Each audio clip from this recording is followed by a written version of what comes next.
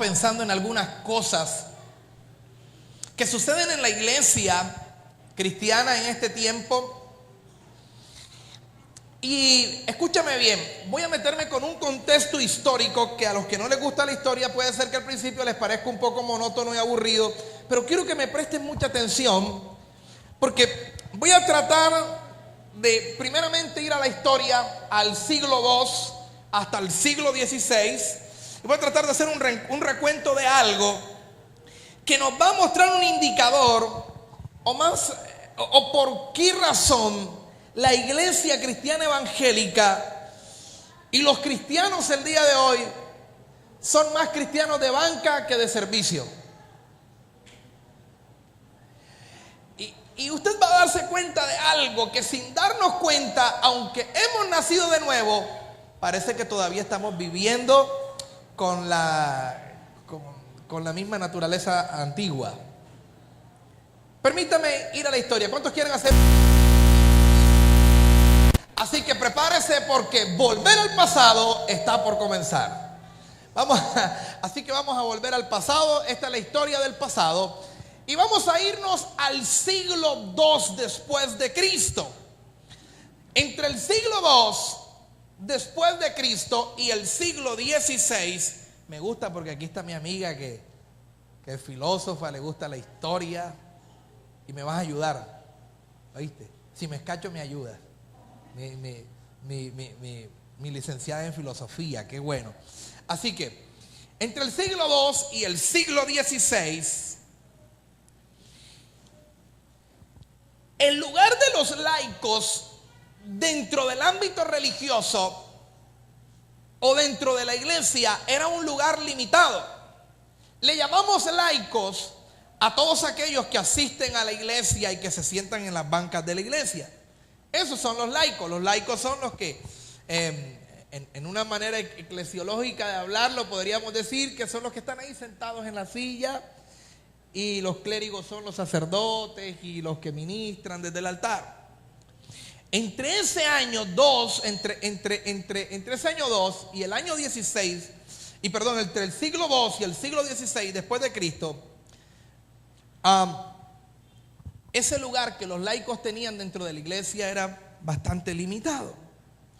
A estos siglos se les denomina eclesiología jerárquica. ¿Qué dije? Entre el siglo II y el siglo XVI, ¿cómo se le denomina a esos siglos? Eclesiología ¿qué? Jerárquica. Pero resulta que en el siglo XV hay algo que irrumpe en la historia. Desde el siglo II al siglo XVI hay algo, ¿los qué dijimos? ¿Los qué? Los laicos no tenían ¿qué? Mucha participación en la parte eclesial. Pero en el siglo XV empieza a darse un espíritu de reforma. Y ese espíritu de reforma se hacía sentir. Y uno de estas personas apasionadas que por allá por el siglo XV se levanta con ese espíritu de reforma es Wycliffe. Por ejemplo, podemos hablar de esta persona. Wycliffe tenía una tremenda pasión reformadora. Y Wycliffe hizo que su pasión o la pasión de él era hacer que todos los laicos pudiesen leer la Biblia de una manera independiente, que ellos pudiesen tener un estudio privado, particular, por sí solos, un buen estudio, sin la evaluación de la iglesia como tal, que la Biblia, que el sagrado volumen fuese para ellos algo cercano a ellos, de tal manera de que no fuese solamente algo exclusivo del clérigo, sino que era algo que ellos también podían leer y Dios podía hablarles a través del sagrado volumen. Este hombre trajo tremenda pasión. Entonces ocurre que entre el siglo XV y el siglo XVI, la iglesia se encontraba separada entre lo santo y lo profano.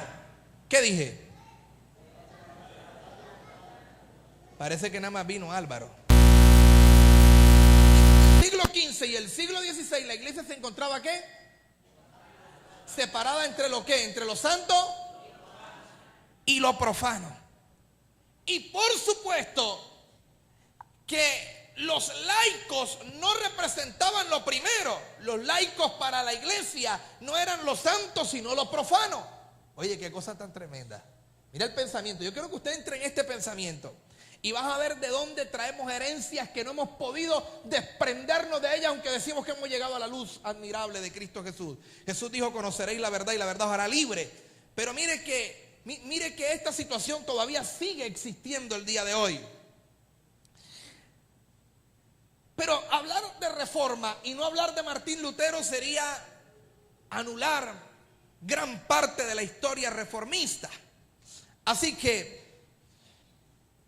se realiza una reforma importante, y esa reforma importante que se realiza tenía que ver con el sacerdocio de todos los santos. ¿Qué dije? La reforma importante tenía que ver con el ¿qué? Sacerdocio. Así que en el año de 1517 este monje Martín Lutero trae una tremenda reforma, y la reforma de Martín Lutero fue en gran parte un movimiento del laicado, de los laicos. Ahora, si bien los postulados de la reforma de Martín Lutero era corregir la diferencia que había entre el clero y el laicado, el concepto que quiso introducir Martín Lutero quizás no logró el cambio que la iglesia necesitaba en ese momento, porque más bien el concepto y el pensamiento luterano de Martín Lutero apuntó y dio tremenda fuerza fue a la parte de la salvación. Estamos aquí. Así que Martín Lutero termina promoviendo la teología de la salvación, que en teología le llamamos ¿cómo, hermano Jorge? ¿Cómo se le llama la teología de la salvación? ¿Sote qué? ¿Ah? Soterología. Bien, vamos bien. Vamos. Ya se queda mal, Jorge. Así que, aunque el cambio que se quería era en otra dimensión, realmente el cambio del pensamiento luterano tuvo que ver de que la salvación era por la fe en Cristo Jesús y no por indulgencias que el ser humano comprara ni por obras. Así que la iglesia, aunque tuvo un cambio en cuanto a la parte doctrinal, no tuvo un cambio en cuanto a la parte estructural de la iglesia, o el cambio que realmente se requería. Así que podemos decir que la reforma luterana más bien se enfoca, o lo más fuerte de ella fue el aspecto de la salvación. Ahora, escúcheme esto. La iglesia católica, apostólica y romana, históricamente, los laicos para ellos integraban la masa. Estoy hablando de historia, esto no es Biblia, esto es historia. Para ellos los laicos conformaban la masa. Según San Pío XII, la masa, dice él, que la masa era amorfa, que la masa era pasiva, que la masa era uniforme, que el pueblo, el laos, que representaba el clero, era diferente a la masa, de tal manera que él hacía entender que eso era una realidad orgánica y activa. El señor Pío X también decía, por lo que se refiere, y voy a leer las palabras textuales, por lo que se refiere a la multitud, escúcheme este pensamiento: no tienen otro derecho que dejarse guiar y como rebaño fiel seguir a sus pastores. Hoy el concepto del papado en aquella entonces, la masa, los laicos, para ellos solamente eran unos corderitos, hermanos, fieles, un rebaño que lo único que podían hacer era dejarse guiar del clero, y lo que el clero dijera, el pueblo o el laicado, sin argumentar, sin pensarlo, sin quizás ellos poder tomar su decisión de hacerlo o no, tenían que seguir lo que el clero dijera. Los que han estudiado historia sabrán que es así. Si tu pensamiento era en contra de lo que determinaba el clero, te esperaba la hoguera, una tortura. Bueno, tú puedes ir a Cartagena y visitar este sitio de la Inquisición y verás una historia cruda, cruel de la humanidad. Ahora, específicamente empieza a ocurrir algo entonces en Latinoamérica, y es que miles de feligreses empiezan a buscar y a encontrar respuestas en otras confesiones de fe fuera de Europa. Empieza a pasar aquí en Latinoamérica, y ellos, esos feligreses, deseaban ser parte activa del movimiento del laicado. Así que ese movimiento del laicado en Latinoamérica empezó a introducir unos cambios dentro de la liturgia, y esos cambios dentro de la liturgia les permitió a ellos tener un poco de participación más laica dentro de la liturgia o de la reunión, de la congregación.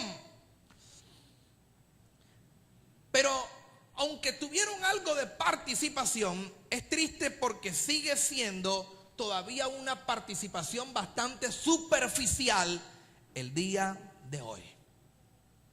El concepto era que donde estaba un sacerdote católico, ahí estaba la iglesia. O sea, la iglesia estaba donde estaba un sacerdote católico. Mire ese concepto. Yo no sé si usted entra en lo que, no sé si nos conectamos en esta mañana.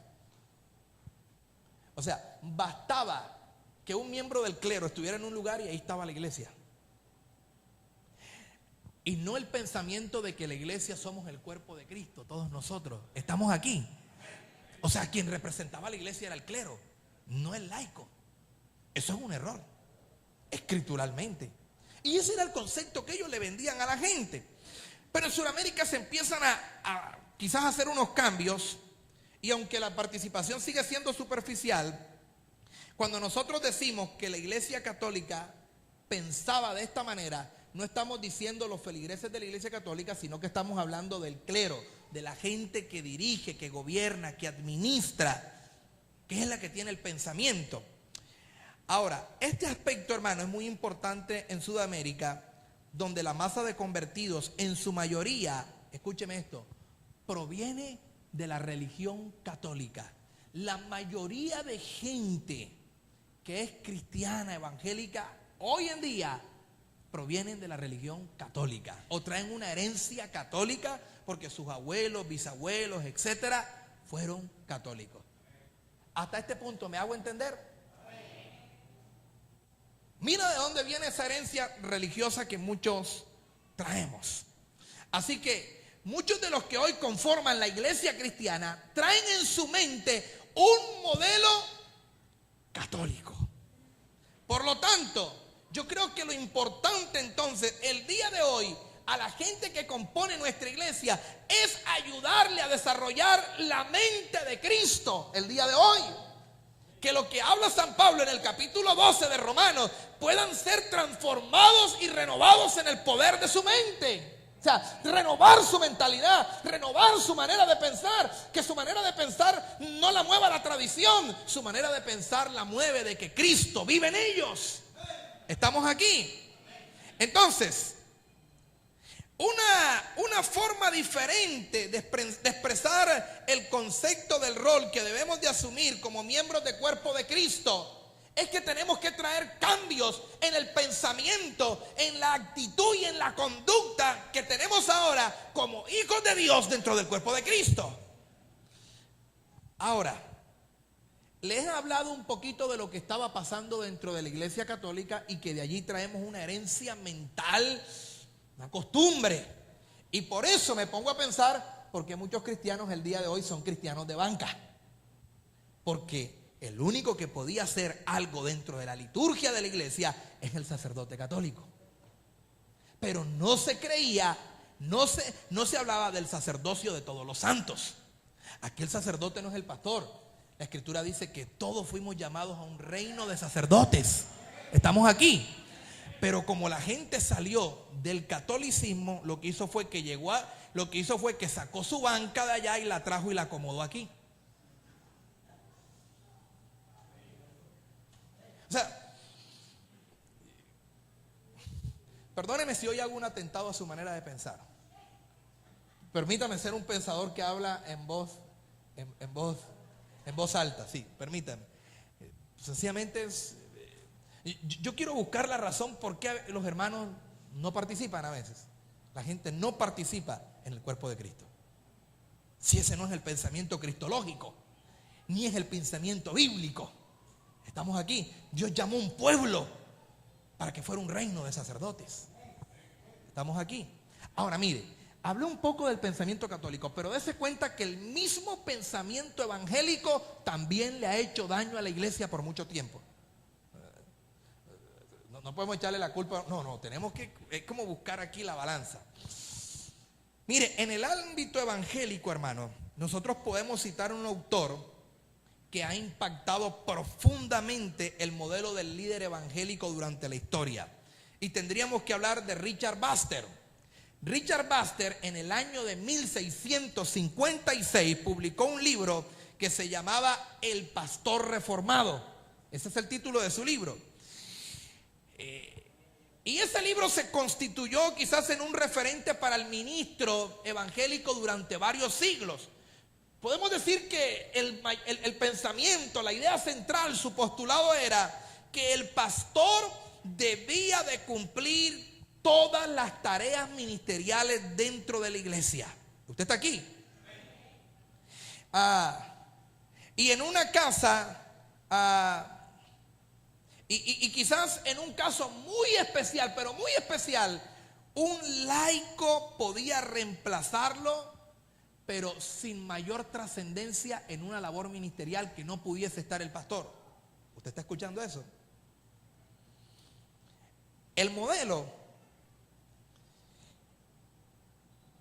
que expone este señor Baxter, 80 años después, vino a ser contrastado por un tremendo hombre que trae una tremenda reforma y que su pensamiento está muy enquistado en la iglesia de Dios, y es el señor John Wesley. ¿Cuántos han escuchado hablar de Wesley? Ya aquí estamos hablando de otro pensamiento, de otra manera, de otra doctrina. Y él viene estableciendo un poderoso crecimiento, viene una multiplicación, viene un avivamiento a través de Wesley, un crecimiento a través del movimiento del laicado, que no se hace a través de los que lideraban la iglesia, de los sacerdotes de la iglesia, sino a través del laicado. Y en el presente, déjeme decirle, y quiero ir resumiendo, el pentecostalismo actualmente es el movimiento que está recobrando el mayor rol protagónico del laicado el día de hoy. Ahora, el énfasis entonces, hermano, de lo que quiero hablar en esta mañana, de lo que quiero exponer en esta mañana, en este mensaje, es que podamos recobrar en plenitud el sacerdocio de todos los santos, a fin de que nosotros podamos llevar el plan de Dios para la iglesia el día de hoy. ¿Estamos aquí? Yo quiero que usted mire al que está a su lado y le diga: sacerdote, Dios te bendiga. Mira a la que está a su lado, al que está atrás, dígale: sacerdote, Dios te bendiga.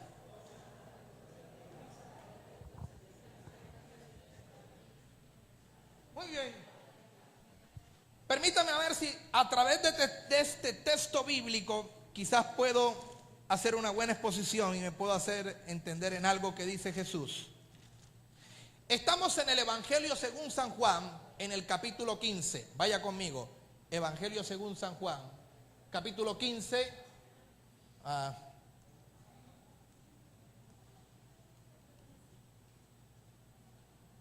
Capítulo 15 del Evangelio según San Juan. Lo leemos y dice la Escritura. ¿Quién habla aquí en Juan capítulo 15? ¿Quién habla? Jesús. Así que es relevante, ¿verdad? Porque ¿quién habla?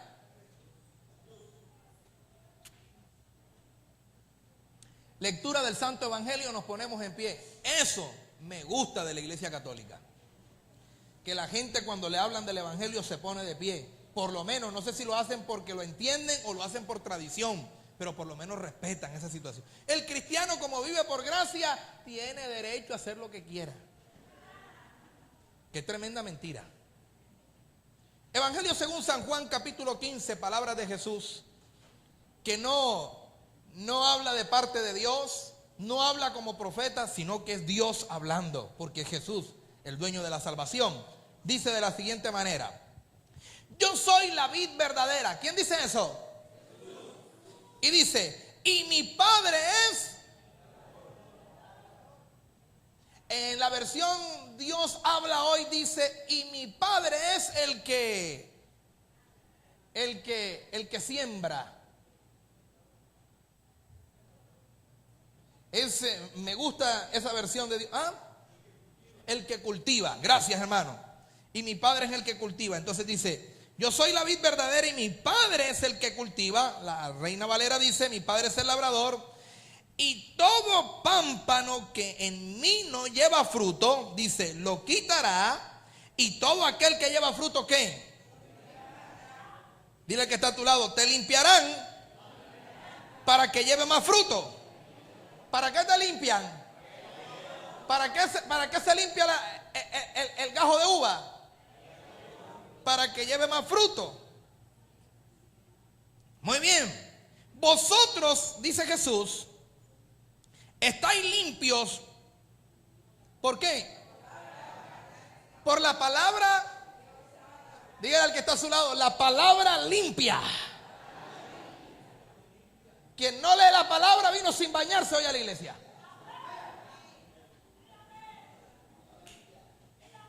El cristiano que no lee la Biblia no se baña, porque la palabra es la que limpia. Hay gente que trajo el espíritu sucio, el alma sucia. Muy bien. Vosotros estáis limpios por la palabra que os he hablado. Y dice Jesús, permaneced en mí y yo en vosotros.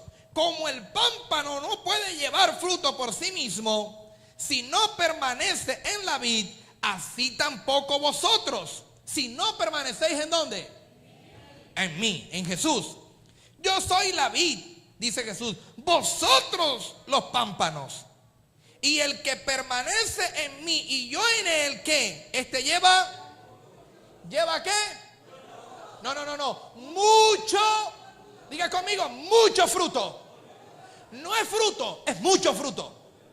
Dile al que está a tu lado, tú estás llamado para llevar mucho fruto.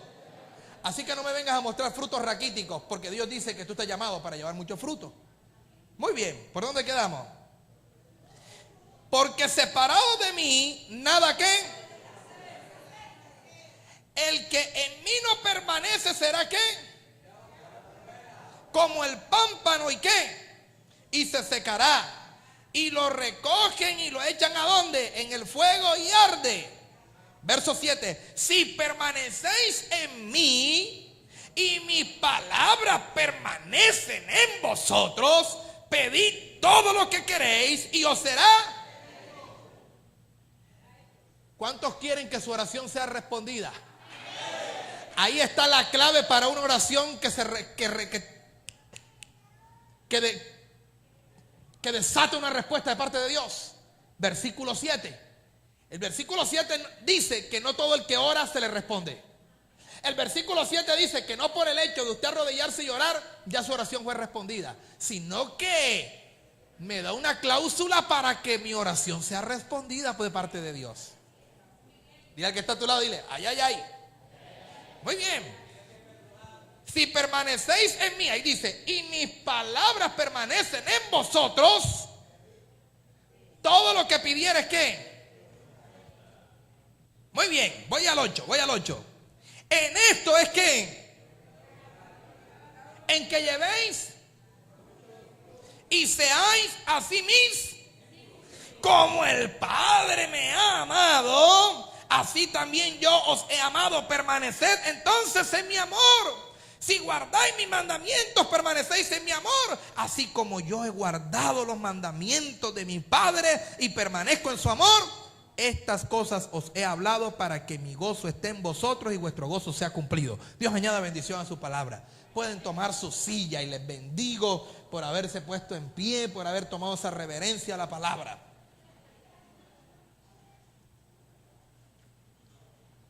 Aleluya. Tremenda parábola. Y en esta parábola Jesús es bien categórico y demarca claramente quién es el que siembra, quién es la vid y quién es el pámpano. ¿Estás aquí? Él dice, yo soy la vid, mi padre es ¿qué? El dueño del terreno, el dueño del lote, el dueño de la finca, él es el que administra el negocio. Pero ustedes solamente son ¿qué? ¿Qué somos nosotros? El pámpano. No, somos el pámpano. Ay, mira, ¿qué tal? Porque la conclusión de esta historia y de esta parábola es que todo termina en que cuando toda esta situación se da, produce gloria al Padre.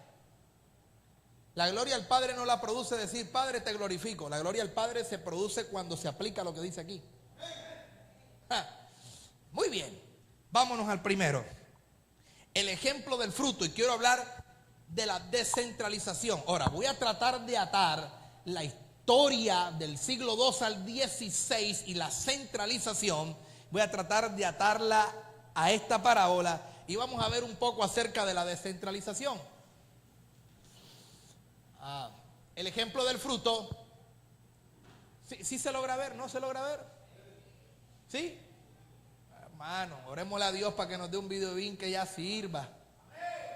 Y que Dios, que si alguien es tocado por Dios, que lo traiga él solo. Aleluya. Da pena tener que hacer una empanada para poder comprar un cosito de eso. Gloria a Dios. Amén. ¿Sí o no? Padre, bendice los dineros que están retenidos para que me traigan un videobeam para la iglesia. Aleluya. Desatamos esos dineros retenidos. Aleluya. Y si no me quiere traer un videobeam, tráigame una pantalla grande mejor. Ya no tenemos problema de que se vaya. Porque eso se muere con 3,000 horas, ya se muere. Un televisor dura mucho tiempo más. Mira, hermano, el ejemplo del fruto y el ejemplo de la descentralización. ¿Cuál es el objetivo aquí? El objetivo es poder motivar a la iglesia a que la iglesia pueda realizar la tarea ministerial. Que toda la iglesia el día de hoy tiene que estar incluida en la tarea ministerial para que así se pueda extender el reino de Dios y realizar un ministerio saludable. ¿Estamos aquí? Un ministerio equitativo, un ministerio efectivo. ¿Estamos aquí? El problema es que en el siglo pasado los laicos no teníamos derecho a participar. Era un problema. Era un problema para la iglesia tradicional cuando un laico se mudaba a otro lugar y se reunía con otros y creaban una nueva congregación, porque entonces los veían forzados a mandar un nuevo monje o un sacerdote para que fuese a ministrar allá, y el problema es que ellos sentían que se les salían de la mano porque no lo hacían ellos, lo hacían los laicos. Y eso era un problema. Entonces la gente sencillamente llegaba, escuchaba la misa de espalda y en latín y no sabía lo que pasaba y se iba para su casa. ¿Estamos acá? Pero esto me muestra algo diferente. Mire, hermano, cuanto más sean los frutos, mayor deberá ser la descentralización. ¿Usted está escuchando eso? Si queremos tener más frutos, más descentralización tiene que haber de la iglesia. O sea, que el aparato eclesiástico o el ministro tendrá que soltar varios elementos que él realiza para que el fruto pueda ser todavía mayor. Pero para empezar a soltar, tendrá que haber más gente comprometida en querer tomar el don o el ministerio para sacarlo adelante. Hasta aquí me voy haciendo entender. Así que cuanto más sean los frutos, mayor debería ser la descentralización y más las redes de servicio, los gajos, las ramas, etcétera. ¿Para qué? Para mantener y nutrir efectivamente el fruto que se pide del árbol. Ahora, ¿aquí se ve? ¿No se ve? Hermano, ¿quisieras apagarme esa luz de aquí para ver si de pronto esa de ahí está arriba? Ahí. Que alguien le ayude. Ahí se ve. Se ve mucho poquito. Ahora, ¿esto lo ve? ¿Qué ve usted ahí? Una rama. ¿Y aquí? No son raíces, es la misma rama. Ustedes no tienen la culpa. Es que no se ve. Dios bendice a mis hermanos. Bendice a 2 hermanos más, Padre. Dales un buen dinero. Aleluya.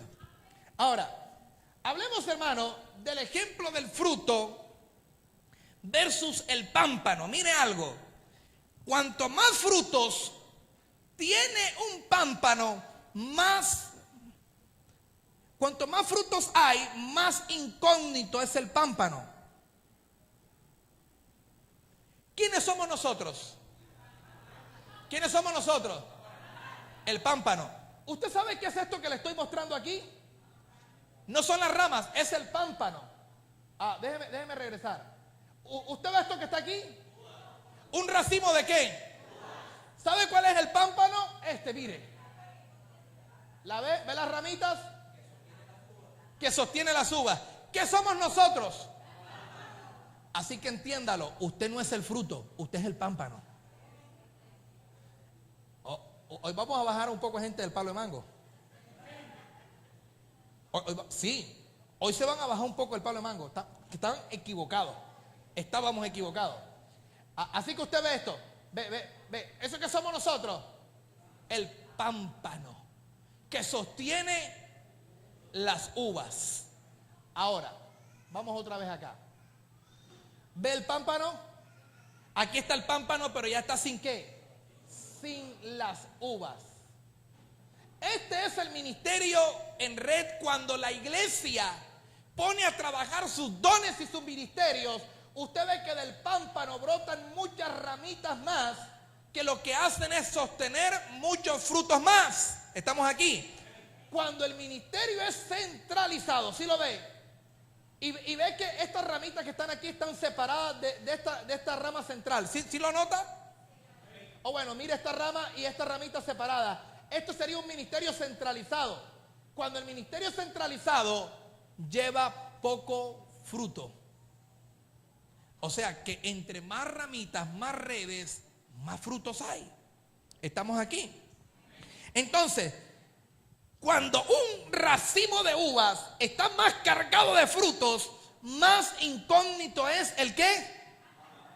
O sea que entre más fruto tiene un creyente, menos te ves tú y más se ve el fruto. El fruto, escúcheme esto, y lo más interesante es que el fruto enaltece a la vid y al dueño de la finca. El fruto no enaltece al pámpano, sino a la vid.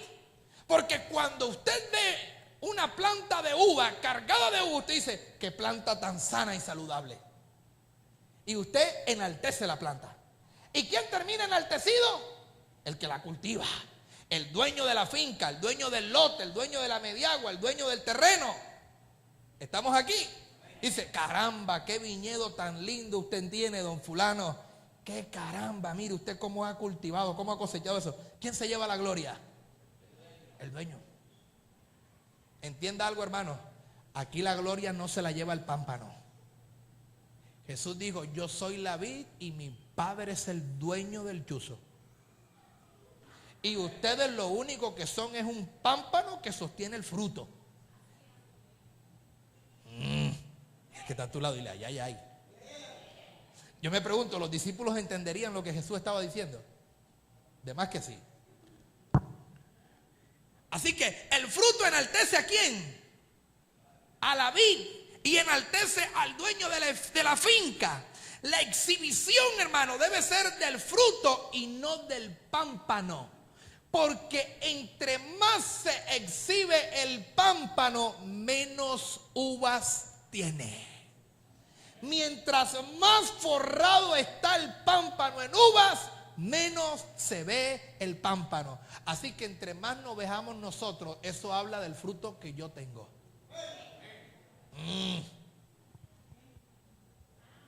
¿Alguien vino a casa de vida en esta mañana? Aleluya.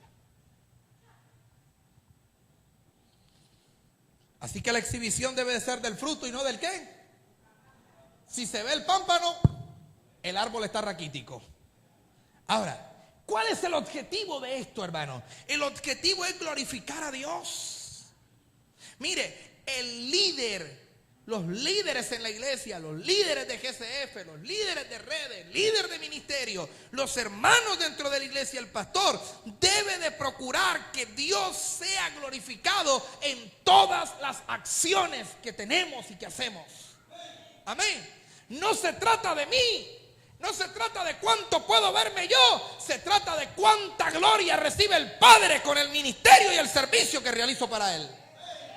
Es que la gloria no es para mí, ¿la gloria es para quién? La gloria es para el Padre, la gloria es para Dios. Ahora, cuanto mayor sea la manifestación de Dios y el fruto que llevemos, hermano, más incógnitos debemos ser nosotros. Todavía hay hermanos reclamando sus derechos por ahí. Todavía hay gente que dice que a mí tienen que respetar. No, hermano. Que se vea a Dios.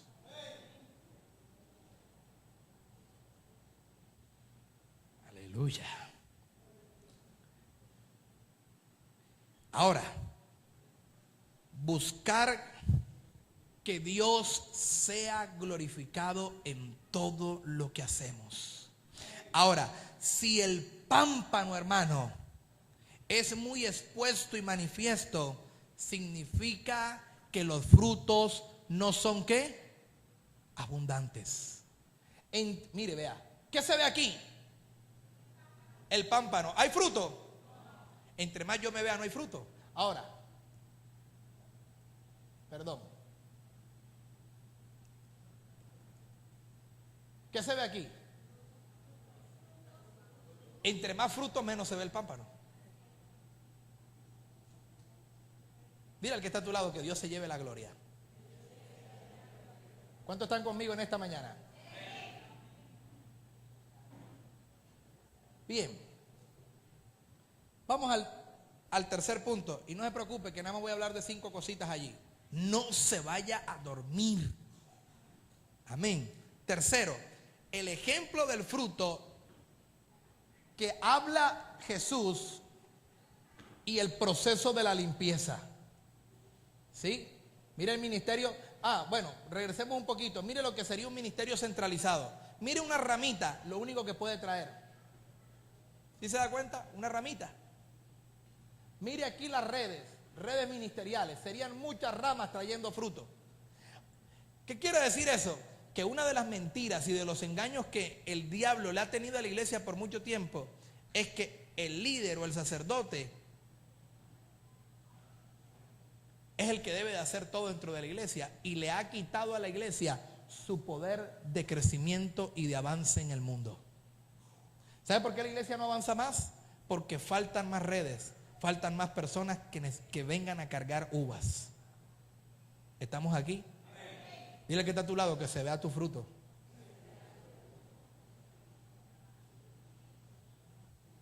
Tercero, el ejemplo del fruto y el proceso de la limpieza. Cuanto más fruto, hermano, escúcheme esto, mayor es el proceso de la limpieza del labrador hacia el pámpano. Entre más fruto, mayor es la limpieza que el labrador tiene que hacer en el pámpano. ¿Cuál es el objetivo de poder limpiar el pámpano? ¿Qué es lo que quiere? Dios quiere permitir limpiar el pámpano. ¿Para qué, hermano? Para que se pueda producir un crecimiento. El Señor dijo, todo el que lleva fruto lo limpiará para que lleve más fruto.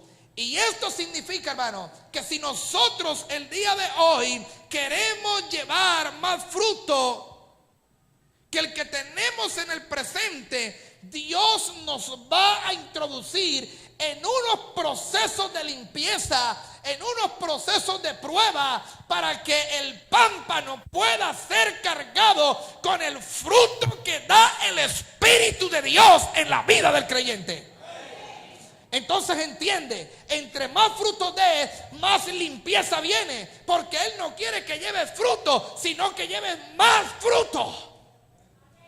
¿Estamos aquí? O sea, entienda algo. Aquí el dueño del negocio no somos nosotros. Aquí el dueño del negocio es el Padre.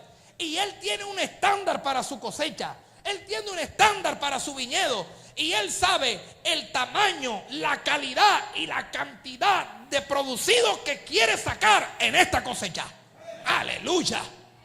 ¿Estamos aquí? Mire, permítame decirle algo. Allá en las bananeras tienen una medida. Y cuando ellos arrancan el plátano, ellos lo meten en la medida. Si el plátano da la medida, ese plátano que entra en la medida, en el estándar, ese plátano es el que se va de exportación. ¿Estamos aquí? El otro, el que no da la medida, el rechazo, el platanillo, ese es el que nos comemos nosotros. ¿Entiendes lo que quiero decir? Lo mismo pasa con el café, el mejor grano. Y aquí nos comemos, ¿cómo es que se llama el que nos comemos aquí? ¿Ah? La pasilla. Allá estaba mi hermana en la finca limpiando pasilla, sacando el granito negro y el amarillo para que ganarse una mejor platica. Porque si la vendes completa, ganas menos. Es el que nos comemos aquí, la pasilla. Al menos que usted vaya a una buena tienda de Juan Valdés y se compre una libra de Juan Valdés, que le vale como 14 pesos. Pero es el que no tomamos. Y muchas veces ni ese, porque el café lo tuestan con maíz y lo muelen y hay café que viene con maíz. Ay, hermano. Mira a ver qué es lo que usted, mira a ver cuál es el sello que está comprando. Ya no huele a café, porque viene maicito ahí molido ahí. Nos están alimentando como los pollos. Bueno, hermanos, Jesús dijo que aquel pámpano que lleva fruto, el Padre ¿qué? Lo limpiará.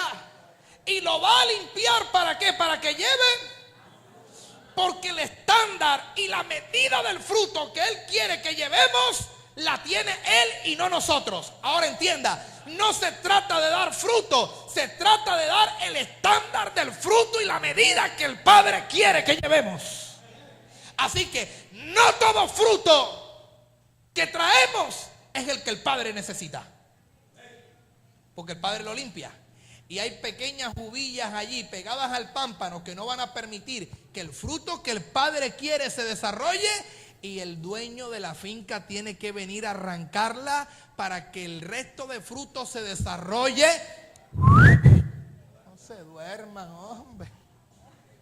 Oye, yo no sé, yo tengo un poder de una cosa tremenda.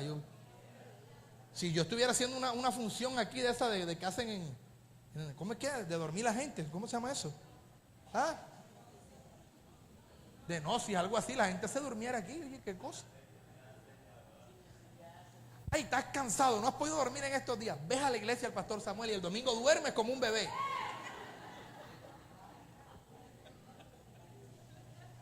José, ponte la canción de cuna ahí para que los hermanos descansen. Lo que pasa es que aquí los hermanos aprenden con el método hipnopedia. La hipnopedia es el método de aprender a través del sueño. Mientras yo duermo, aprendo. Pues aquí, hermano, le falla conmigo. Ese método no sirve así. Déjelo para aprender inglés, no para esto. Muy bien, vamos acá. No más, porque son 5 puntos y ustedes se quieren ir. Bueno, venga acá. Entonces, gloria a Dios. Bueno, el Padre tiene que limpiarlo. Y hermano, a veces en la vida del cristianismo, usted está pasando momentos y usted dice, ¿por qué si estoy sirviéndole a Dios? ¿Por qué si creo que estoy trayendo fruto? ¿Por qué si esto y lo otro está viniendo? Pero ¿por qué me vienen estas pruebas? ¿Por qué me vienen estas dificultades? Entre más me meto a servirle al Señor, se me levanta el esposo, la esposa, los hijos, problemas económicos, que en el trabajo, que una cosa, que la otra, que me vienen situaciones difíciles. ¿Por qué? Y es porque el Padre está limpiando tu pámpano para que lleves mucho más fruto.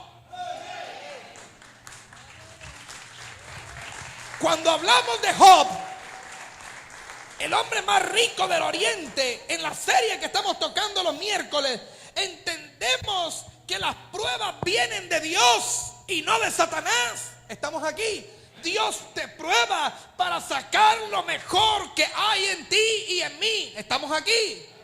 Quieres sacarte lo mejor, quieres dar lo mejor, quieres que des lo mejor a través de la prueba. Y vemos la actitud de Job a través de la prueba y cómo permanece fiel a pesar de una prueba tan fuerte que tiene que experimentar, porque Dios quiere sacar lo mejor de ti. Ahora quiero que entiendas que muchas de las pruebas que estás viviendo, las pruebas que tú estás pasando, no tienen un nacimiento ni circunstancia en la tierra. Tus pruebas nacieron en el cielo, porque fue en el cielo donde se empezó a gestar la prueba de Job. Cuando Dios habla con Satanás, allí comenzó a gestarse. ¿Entienden? No tiene que ver con cosas naturales, tiene que ver que de arriba, de lo alto, Dios está preparando algo, porque quiere catapultarte a una nueva dimensión de gloria, porque quiere llevarte a una nueva bendición en tu vida. Pero la Escritura dice: el que permanece hasta el fin,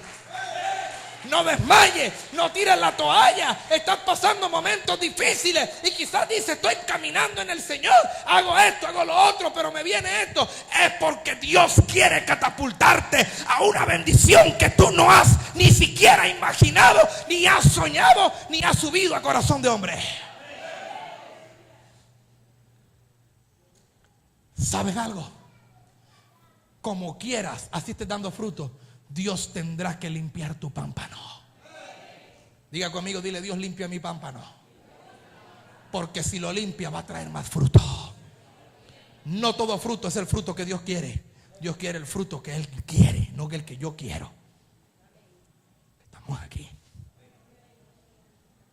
¿Y sabes cuál es el problema el día de hoy, hermano? Que queremos que se vea más el pámpano que el fruto. Y entre más se ve el pámpano, más raquítico es el fruto. Aleluya. Benditas sean las pruebas, porque Dios quiere bendecirnos. Aunque no las entendamos, las pruebas que vienen del cielo no se entienden. No se entienden. Usted no entiende. ¿Qué dije yo? Las pruebas que ¿qué? No se entienden. Job entendió, no entendió. ¿Entendía? No entendía.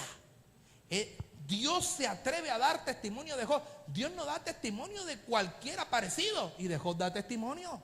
Y no a cualquiera, a Lucifer. Justo, perfecto. ¿Has visto a mi siervo Job? ¿Quién se estaba llevando la gloria? El Padre, sacando pecho, y dice: ¿has visto a Gustavito? ¿Lo has visto? Ah, claro. ¿Será que Dios saca pecho de mí el día de hoy? ¿Has visto a Perencejo? Va por allá el diablo y dice: ¿has visto a Perencejo? Sí, claro, sí lo ve, diezmador. Dice: sí, bueno, mándale ahora, súbele el sueldo para ver si sigue diezmando.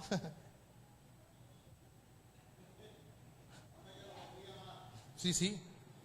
Así le pasó a Samuel Monte. ¿Has visto a Samuel Monte? Diezma, sí, claro. Súbele el sueldo. Me ganaba el mínimo. Me ganaba 75,000 la quincena, creo que era en Carulla en ese tiempo. Y empecé a hacer unos supernumerarios en el Seguro Social y repuntaba casi el 1.900.000 pesos. Y cuando fui a sacar 90 dije: wow, esto es grande. Esto es mucho. Es que no es lo mismo sacar 7.200 que 90,000. Pero no es lo mismo dar 90,000 que quedarse con 810. No es lo mismo dar 7,000 que quedarse, hermano, con 60 y pico. Usted sabe lo que le quiero decir. Pero Dios quiere bendecirnos. Estamos aquí. Así que Él dice que Él lo va a limpiar. Menos con el 10 menos. Ahora, hermano, esto significa que si nosotros queremos llevar más frutos en el presente, hermano, Dios nos va a introducir en procesos de limpieza. Diga conmigo, procesos de limpieza. ¿Cuántos quieren llevar más frutos? Hermano, indiscutiblemente hay cosas que todavía en nuestra vida nos hacen daño. Hay cosas en nuestra vida que Dios tendrá que cortar y que quitar porque no se puede ver el fruto. Se está viendo mucho la rama. Estamos aquí, iglesia. Ahora, Pedro, mira el ejemplo de Pedro. Para Pedro ir a la casa de Cornelio, Jesús primeramente tuvo que limpiar el pensamiento de Pedro. Tuvo que cortar lo que había en el pensamiento.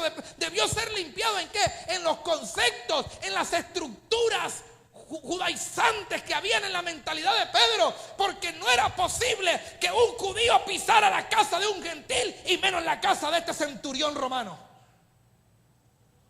Pero antes de que Cornelio mandase a buscarlo, Dios le permite una visión que empieza a cortar en Cornelio. Escúcheme esto, aquellos gajitos que le estaban haciendo daño para que el fruto se viera, empieza a cortarlo. Y usted recuerda el lienzo, los animales, Pedro mata y come. Señor, nunca ha entrado cosa inmunda en mi boca. Y al instante, Señor Pedro, el patrón quiere verlo allá. A mí, sí, a usted. Y al poco instante estaba San Pedro predicando en la casa de Cornelio. Él y toda su familia y los siervos fueron llenos del Espíritu Santo de Dios. Una cosa era el fruto que Pedro estaba dando antes entre los judíos. Ahora Dios quería que ese pámpano diera fruto entre los gentiles. Estamos aquí, iglesia. Viste que a veces Dios quiere cortarnos. El problema es que nosotros no queremos que Él nos corte. No queremos que nos corte cositas. Tú sabes, si el pámpano tuviera que cortar, no corta porque le duele. Pero como el dueño de la finca es el que sabe lo que quiere, Él corta sin temor porque sabe a dónde quiere llevar la planta. Escúchame esto, como pámpano deja que Dios te lleve al punto que Él quiere. No atesores, no le digas no me cortes ese racimito. Es que ese racimito no va a dejar que el que viene abajo salga, porque el que viene abajo es el que trae la dimensión y el estándar que Él quiere de nosotros. Déjalo que lo corte. Y todos los cortes de Dios, hermano, producen cierta agonía y dolor en nuestro corazón, porque lo aferramos a nuestra carne, porque nos duele. Pero bendito cuando Dios empieza a hacer una obra en nosotros. Amén. Conecta lo que se me va a apagar. Conéctame el cable de poder. Aleluya. Ahora, Él tuvo que ser limpiado, hermano, y nos damos cuenta que el crecimiento es un proceso de limpieza que el labrador tiene que hacer. Y yo creo, hermano, que también aquí en Casa de Vida Dios quiere traer unos procesos de limpieza en nuestras vidas y en nosotros para que pueda venir el crecimiento. ¿Cuántos alaban a Dios? Dios quiere cortar cositas de nosotros para que el crecimiento que Él ha prometido en este lugar se pueda ver en este tiempo. ¿Alguien puede alabar a Dios?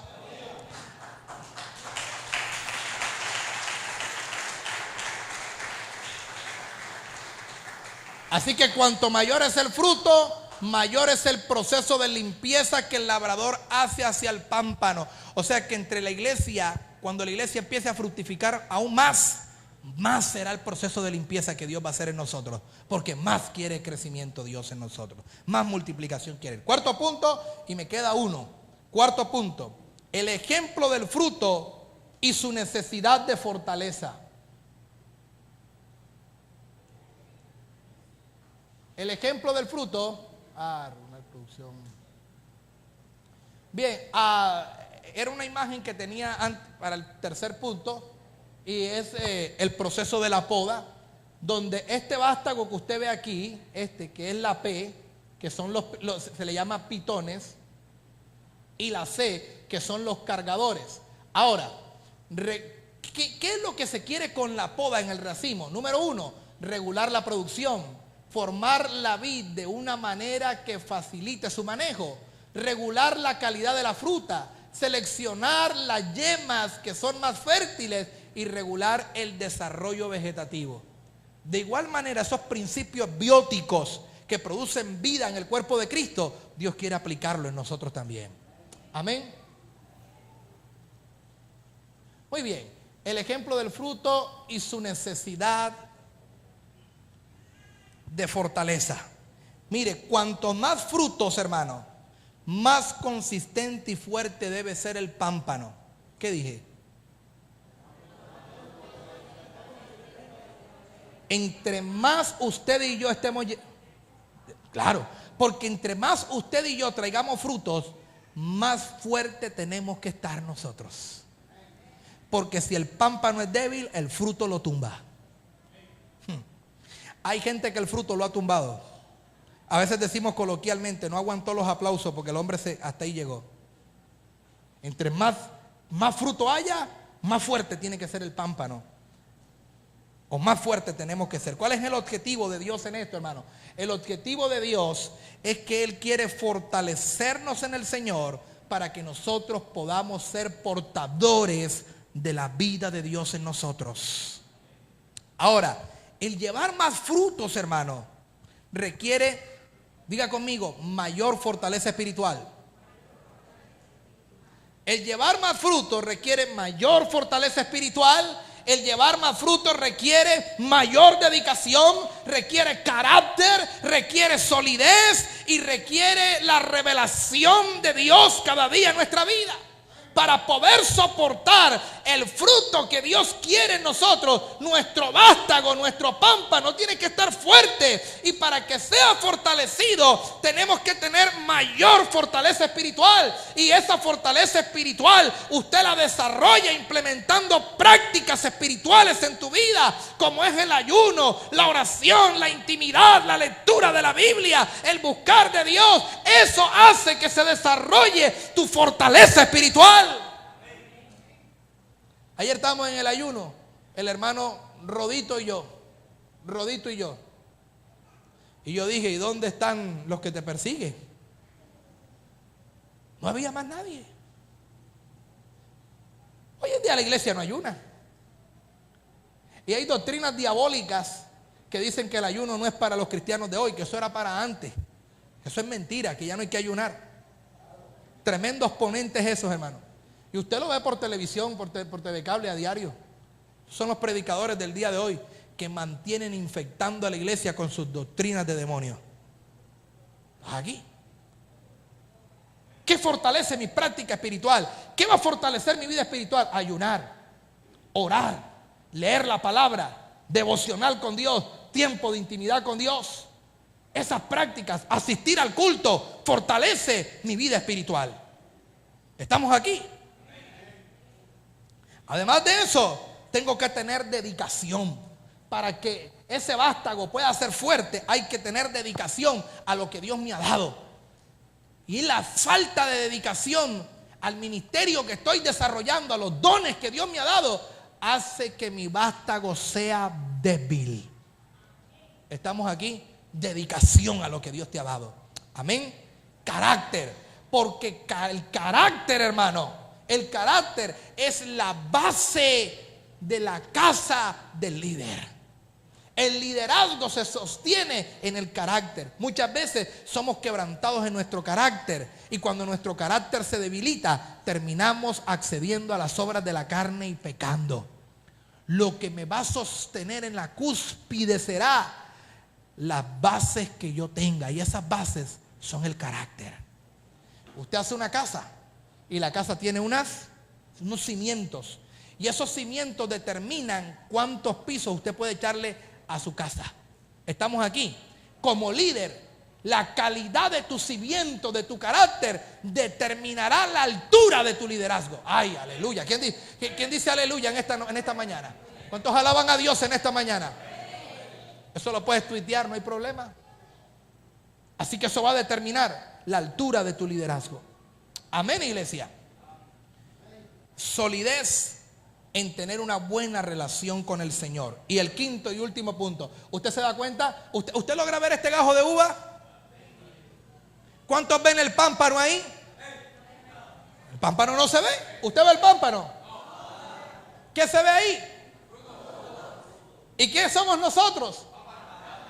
Así que, hermano, entre más usted dé fruto, más escondido estás. Entre más tú das fruto, más escondido estás. Y lógicamente más fuerte para poder resistir la cantidad de uvas que tiene ese racimo. Este racimo es excelente, es impecable, está bien colocado ahí. Ese es el que Dios quiere que dé y que lleves mucho fruto. El quinto, el ejemplo del fruto y la necesidad de permanecer en la vid. Ejemplo del fruto y la necesidad de permanecer en la vid. Ahora, esto me habla de que cuanto más frutos, más unido debe de estar el pámpano a la vid. Entre más fruto tenga el pámpano, más unido debe de estar a la vid. ¿Para qué? Para que pueda recibir la savia que nutre, que vitaliza los pámpanos y los frutos. Entre yo más frutos tenga, menos puedo separarme de Dios. Porque se va a dormir. Este no es momento de dormirse.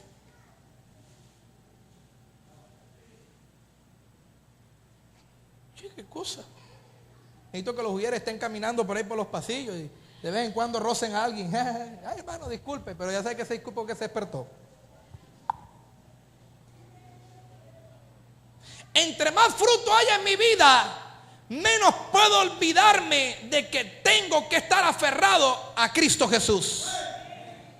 Porque hay veces que cuando el fruto viene, empezamos a creer que el fruto es por mi propia causa. Pero quien produce el fruto es estar agarrado a la vid. O sea, en ninguna parte del proceso yo puedo desprenderme del árbol. Porque el árbol es el que vitaliza la planta, el pámpano, y por él recorre la vid, la vida a la uva, que es el fruto. ¿Estamos aquí, iglesia? Iglesia, nosotros no somos el fruto, somos el pámpano, dice Jesús. ¿Estamos aquí? ¿Cuál es el objetivo? ¿Qué es lo que quiero hablar aquí? Hermano, es permanecer en la vid.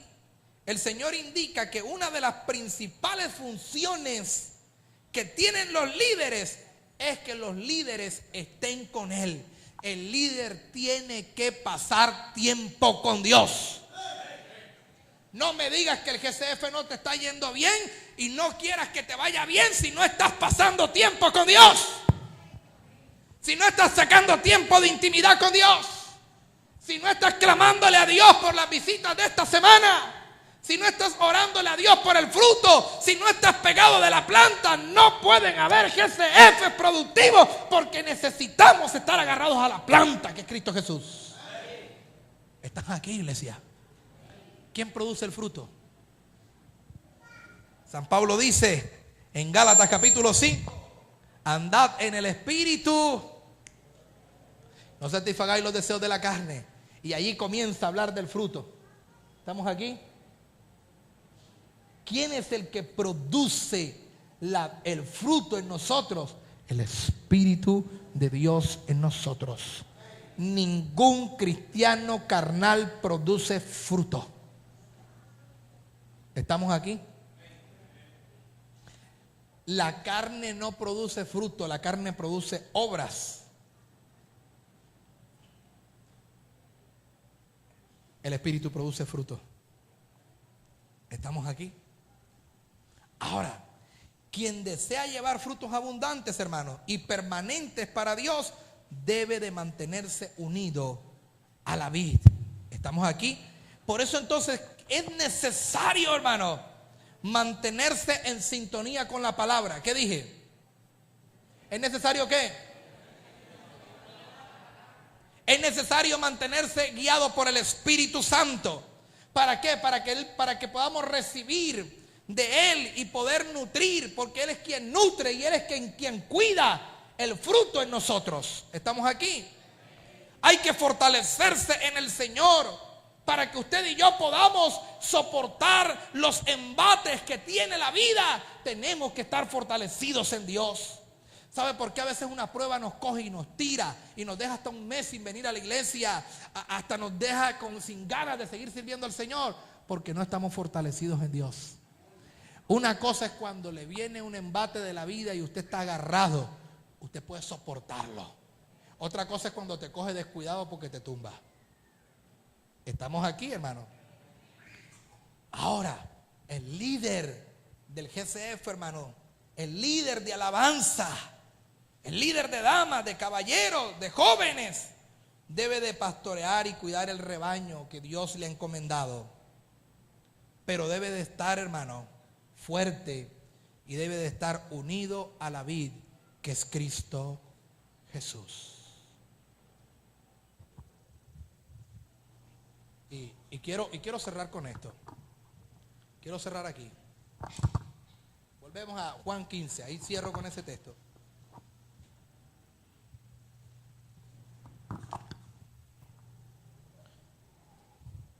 Dice, versículo 8: en esto es glorificado mi Padre, en que llevéis mucho fruto y seáis mis discípulos.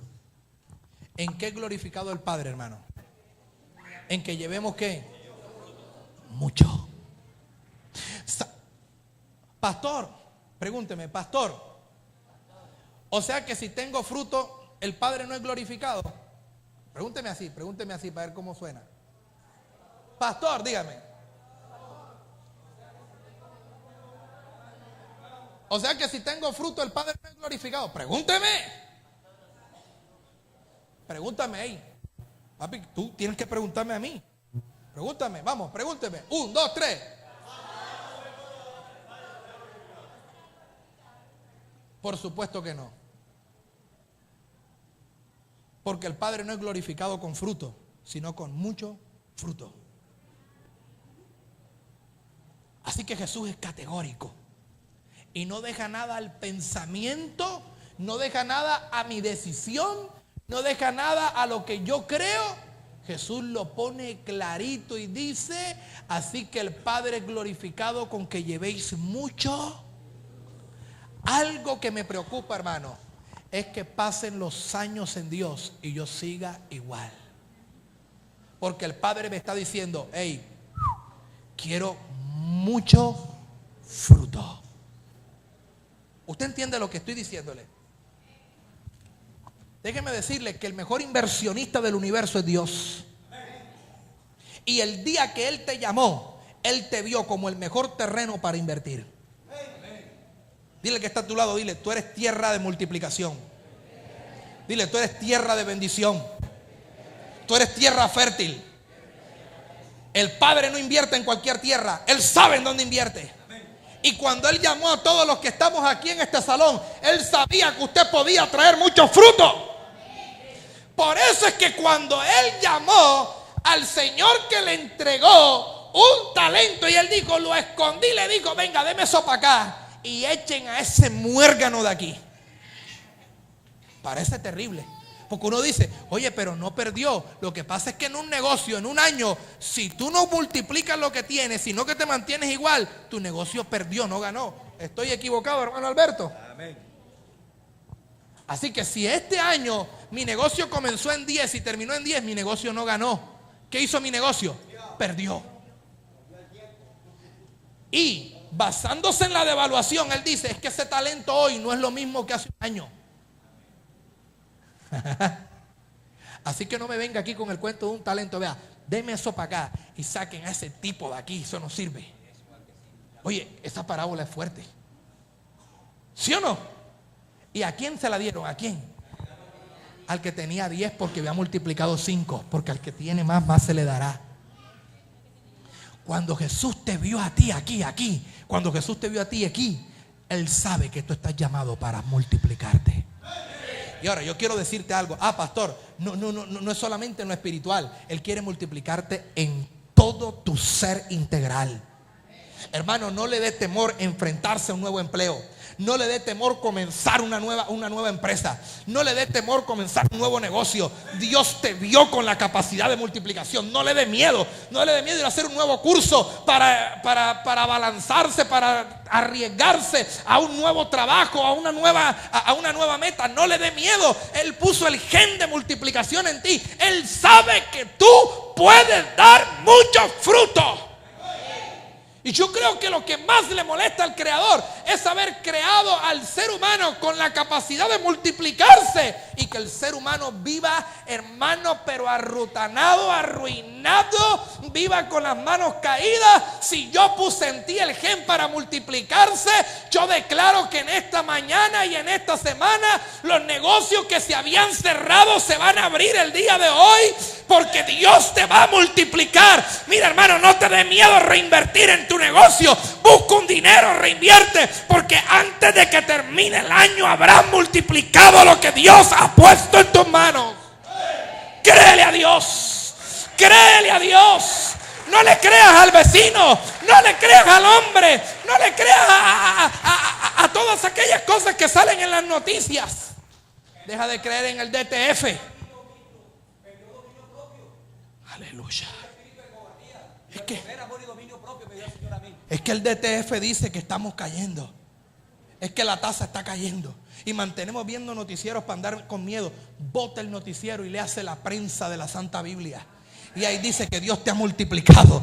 Ahí dice que Dios llamó a Isaac y que para ese tiempo había hambre. Y Isaac fue y abrió los pozos de su padre. Y cuando los abrió, trajo multiplicación. Y dice que fue enriquecido en una tierra estéril. Y si Dios enriqueció a un hombre en la Biblia en tierra estéril, contigo no hará la excepción. Dios lo va a hacer como quiera. Yo creo que estamos llamados y que lo que falta de este semestre en el que estamos entrando es tiempo de multiplicar esos GCF. Yo necesito en este día que los líderes de grupos de crecimiento le crean a Dios que la multiplicación del segundo semestre sí se va a dar, que nuevos grupos van a abrirse, de que Dios va a traer las almas, porque Él colocó en nuestras manos las herramientas para multiplicar. Pero vamos a agarrarnos bien de la vida. Porque hay algo claro, dice Jesús, porque apartados de mí, nada podéis hacer. En términos y en dimensiones espirituales, usted no puede llegar a la esquina, ni a la esquina, si está separado de Dios. Vamos a agarrarnos nuevamente, vamos a reiniciarnos.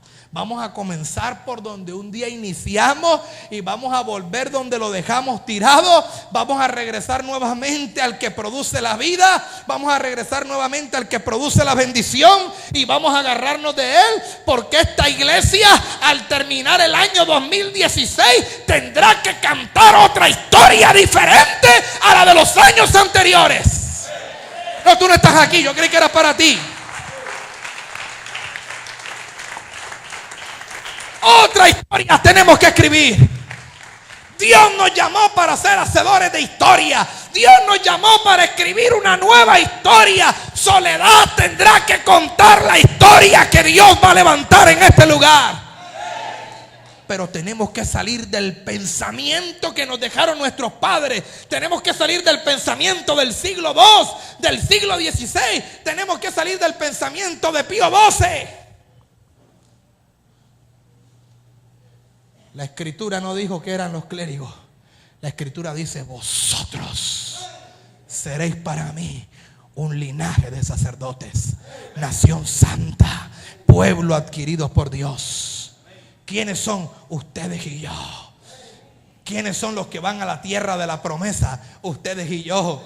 ¿A quienes les prometió la leche y la miel? Al pueblo. Y el pueblo somos nosotros, que ha sido lavado con la sangre del Cordero. Hermano, escúchame algo. Lo que Dios te quiere decir en esta mañana es: sal de tu desierto y camina hacia tu promesa. Sal de tu desierto y camina hacia tu promesa. Porque hay muchos hermanos que se amañaron recogiendo frutico en el desierto y moliéndolo para comerse el pan. Salga de eso. Créale a Dios. Si el negocio se cerró, Dios es mayor que lo que cerró tu negocio. Vuelve y ábrelo. Dale una nueva imagen. Límpialo. Óralo. Confiésalo. Levántate. Créele a Dios. Suelta una palabra sobre Él. Porque es el tiempo de creerle a Dios. Estamos aquí. ¿Dónde están los hombres en este lugar? Quiero ver los hombres de pie, hombres de pie, nacidos vivos, varón nacido vivo. Los que nacieron vivos varones, yo no sé. Aquí hay hombres adultos, hay jóvenes, hay niños. Yo quiero decirle algo. El éxito de su hogar está en sus manos. La bendición de su hogar está en sus manos. Dios te dio el sacerdocio en tus manos. Retómalo. Vuelve a tu casa. Bendice tu hogar. Vuelve a bendecir a tu esposa. Vuelve a bendecir a tus hijos. Vuelve a bendecir tu heredad. La bendición en tu hogar no va a entrar por tu esposa, entra por ti. La bendición en tu hogar va a entrar por ti. Dijo que la cabeza es el hombre. Y por ahí es que Él quiere meter la bendición. Y como muchos han dejado su lugar, ha entrado ruina al hogar. Estamos aquí, vuelve a bendecirlo. Vuelve a tu casa, retoma tu finanza. Pastor, si mi esposo no es cristiano, eso es otra historia. Yo estoy hablando con gente que viene a la iglesia. Y eso es otra historia. A eso le tocó, bueno, usted como mujer le tocó pedalear ahí. Pero a hombres que están aquí, Dios quiere cambiar la historia en su hogar. Dios quiere que retome lo que dejaste tirado un día. Porque Dios te llamó para traer fruto en tu hogar. Los frutos que no has visto hasta el día de hoy, Dios los va a levantar en el semestre que falta. Retoma a tu esposa, úngela, bendícela, derrama tus lágrimas sobre ella, confiésala, derrama tus lágrimas sobre tus hijos, derrama tus lágrimas sobre tu alcoba y empieza a confesar, porque un tiempo nuevo de Dios llega. Un tiempo nuevo de Dios llega. Déjame decirte que el pámpano no se va a ver más, el fruto tiene que verse. Pero apartado de mí nada podéis hacer. Varones, retome nuevamente el curso de su hogar. Y recuerde, no va a pasar nada mientras yo esté a cargo. No va a pasar nada mientras ¿qué? Mientras yo esté a cargo. Si usted suelta lo que Dios le dio, muchas cosas van a pasar. Estamos aquí. Ahora que veníamos, tú sabes, salí a las 12 del día de Pereira. Y por allá como a las, hermano, no sé qué horas eran, 1, 2 de la mañana. Ya venía por Caucasia, el sueño me venció, mis hijas iban durmiendo, mi esposa ya no podía más. Yo venía a 100, 120, bajé la velocidad a 60 y a 60 kilómetros las curvas las veía encima. Entonces llegué a una bomba y bajé, parqué el carro, oriné y empecé a caminar en la bomba. Era grande, llegaba a los extremos y caminaba. Y mi esposa me decía, ¿estás cansado? Yo sí. Y camine.